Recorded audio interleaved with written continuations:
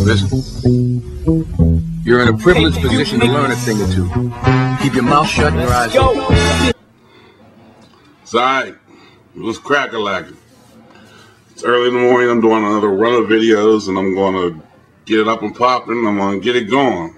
Now, this video is going to be titled, Send all the dopers and all the addicts to Guatemala. Now, follow me.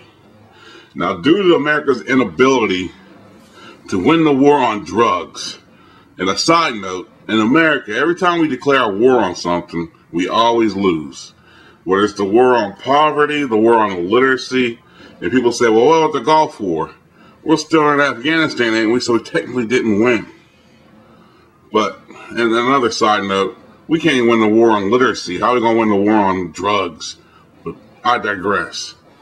Since we can't win the war on drugs, and we're not going to win the war on drugs, no matter, I don't care what anybody says, we're never, ever, ever going to win the war on drugs. I mean, they're snorting bath salts where I live, and they had to ban them in, convenience stores because people were crushing these bath salts. Go look up what bath salts are.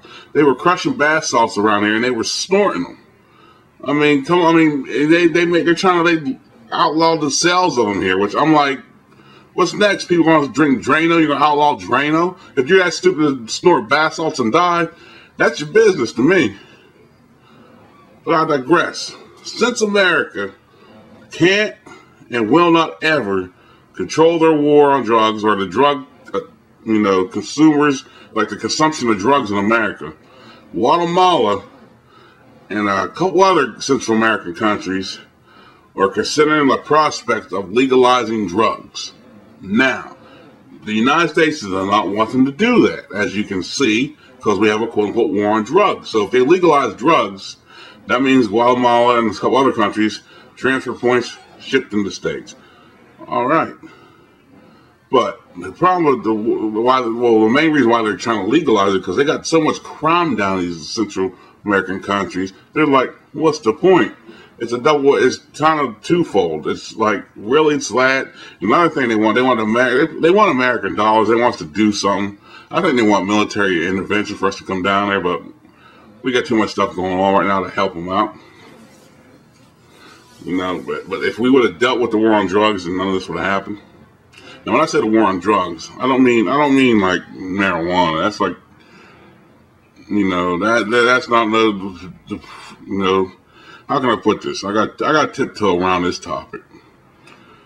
Despite what you heard, marijuana is not a gateway drug. I mean, I know there are going to be doctors, psychologists, and everybody and their brother will say it's a gateway drug, but nobody ever murdered a ton of people. Nobody ever robbed a store. Nobody ever got violent and physical for smoking a joint, affiliate blunt, or whatever, a bong.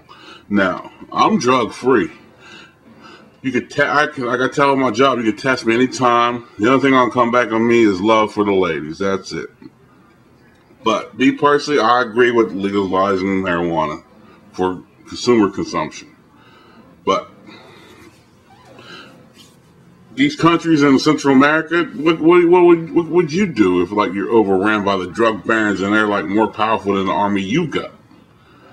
You might have to legalize it. So people will say it may not be the way to go, but you're not down there. I mean, we may have some black ops or something, but other than that, what is it?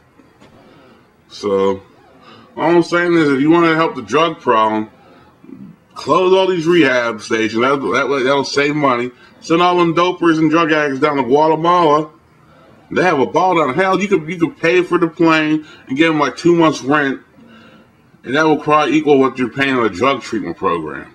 Let them get busy. So, I'm out. Peace.